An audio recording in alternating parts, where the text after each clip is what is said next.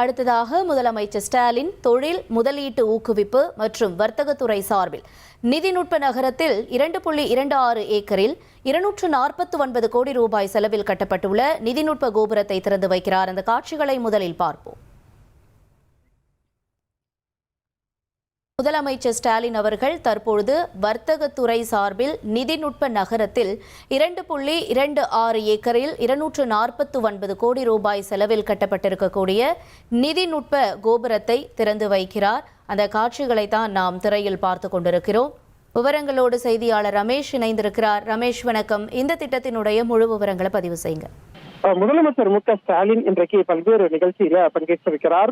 முதலாவதாக சென்னை நந்தம்பாக்கத்தில் நடக்கக்கூடிய நிகழ்ச்சியில தொழில் முதலீடு ஊக்குவிப்பு மற்றும் வர்த்தகத்துறை சார்பில் நிதிநுட்ப நகரத்துல சுமார் 2 ஏக்கர் பரப்பளவுல 240 கோடி ரூபாய் செலவுல 2 அடித்தளங்கள் மற்றும் தரை மற்றும் 11 தளங்களுடன் 5 லட்சம் சதுரடி பரப்பளவுல அதிநவீன உட்கட்டமைப்பு வசதிகளுடன் கட்டப்பட்டுள்ள நிதிநுட்ப கோபுரத்தை முதலமைச்சர் மு.க.ஸ்டாலின் இன்றைக்கு திறந்து வைத்திருக்கிறார்.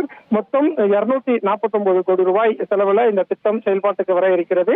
இதனை தான் முதலமைச்சர் மு.க.ஸ்டாலின் இன்றைக்கு திறந்து வைக்கக்கூடிய காட்சிகளை பார்க்க முடிகிறது. துறை சார்ந்த அமைச்சர்கள் அதிகாரிகள் இந்த நிகழ்ச்சியில பங்கேற்றிருக்கிறார்கள்.